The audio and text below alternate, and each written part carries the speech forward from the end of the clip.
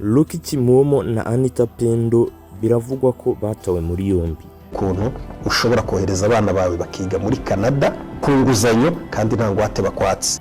Bari gukurikiranwaho icyaha cy'ubutekamutwe, ariko icyo cyaha cy'ubutekamutwe cyamamaye mu gihe gitoya bitewe n'uko bari bafite hit, yari abasitari bazwi ku rwego rwo hejuru. Munyemerere akanya gato mbanze mbereke video ya screen record y'ibyambayeho bijyanye n'aya makuru.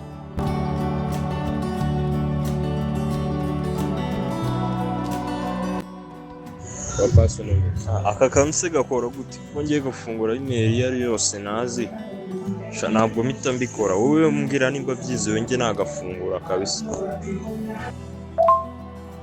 Mbase kuba kizeye ko gashobora kuba kizeye, ariko ngiye cyatumye ngashidikanya nuko bari kunsaba password ya email, nkibaza iryo shuri rinsaba password ya email nirimaze iki.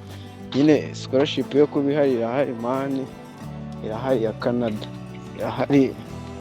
Nabonye ari groupe mbamo nyine bari kudusharinga mo gutyo nyine. Kora screenshot yayo ushyire muri ChatGPT ubwiye kore research neza kuri iyi email, ubundi bwo umubwire ikikubwiye kuri iyi link, umubwire ikikubwiye.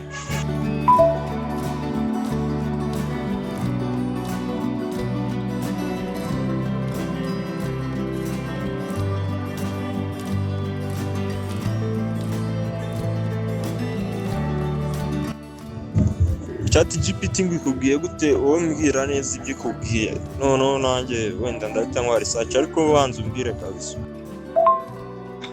Yarambwiye ngo ntago yizewe 100% nyine,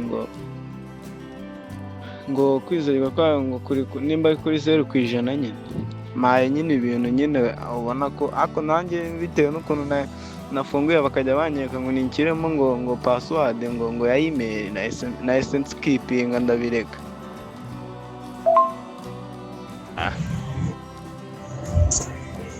Ewa none se ukimara kubona wenda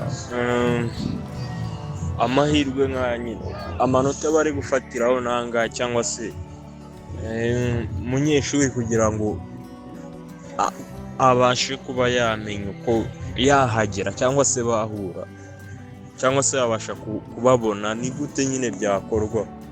Byanyura mu ze process kugira ngo umunyeshuri abone ayo mahirwe? Ko ngiye ndi gukeka amahirwe. Okay, wowe nyine bakubwiye gute abaniga babikwaye? Kubera ko nyine abasikama bahinduye system, babikorera mu bakohereza kalinki bakagusesereza ufi bakaba kwinjiriye bakaba bakurangije. Nkuko mubyiboneye ni link nayo noherejwe n'inshuti yanjye kuri gahunda zo gushaka uburyo umuntu yakomeza akiga akagura ubumenyi. Kambereke uburyo twabikoze bikarangira tumenye ko ari ubusikamu. Nyuma y'amagambo twari tumaze kuvugana ya nshuti yanjye, nahise nkora screenshot, ndangije mpita nkora upload muri ChatGPT. ChatGPT nahise nyibwira chat ndebera neza iyo link niba ari OG.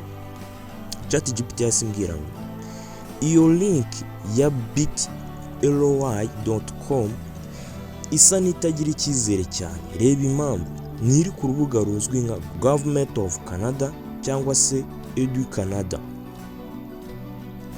Izina bit.ly risa no kwigana bit.ly kugira ngo abantu bayikande.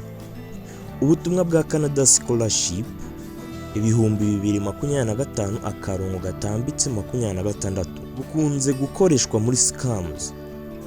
Kuba uwo muntu yavuze ubwo nyashuti yanjye bya bindi byose yavuze mwabibonye, bishobora kuba yohereje link atayizeye neza cyangwa yabonye ikibazo. Ntukande iyo link niba igusaba password, code ya WhatsApp, email password cyangwa amafaranga. Niba ushaka scholarship za Canada z'ukuri, koresha gusa Edu Canada Scholarship cyangwa se Government of Canada Scholarship. iyo link yo muri screenshot ishobora kuba phishing cyangwa spam, bityo witonde cyane.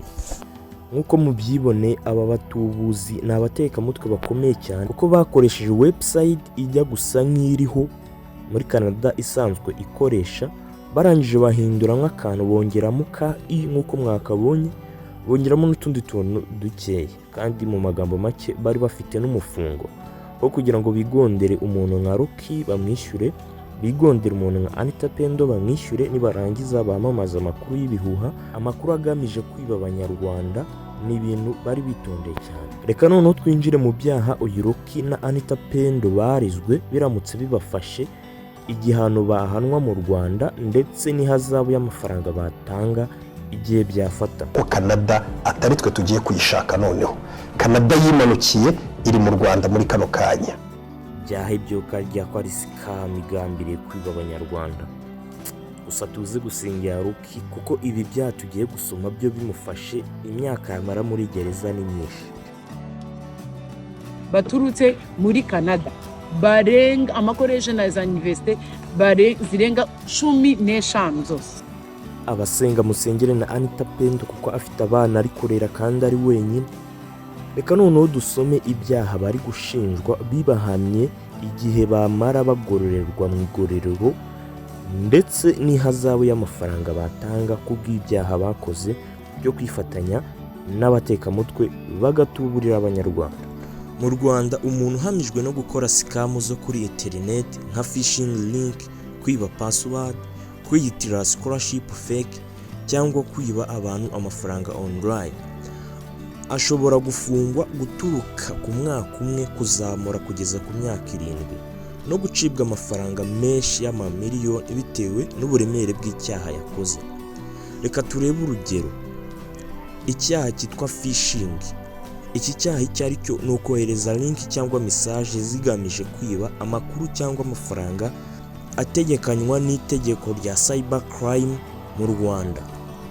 Ahangaha ushobora gufungwa hagati y'umwaka umwe n'imyaka 2 no gucibwa amande hagati ya miliyoni 1 na miliyoni 3. Niba ari scam akaba yaribye amafaranga menshi, yarahinduye na data z'abantu cyangwa se amakuru y'abantu, cyangwa yangije system z'abantu zitandukanye, igihano gishobora kuzamuka kikagera ku myaka 5 kugeza kuri 7 y'igifungo na amande arenze miliyoni 6 z'amafaranga y'u Rwanda. Nk'uko tubisomye, iyi link twasomaga RTULY iri muri iki cyaha cya phishing nk'uko twagisobanuye. Ndabashimiye abanye natwe muri iki kiganiro. Nge nitwa Jolivier, Imana ibarinde.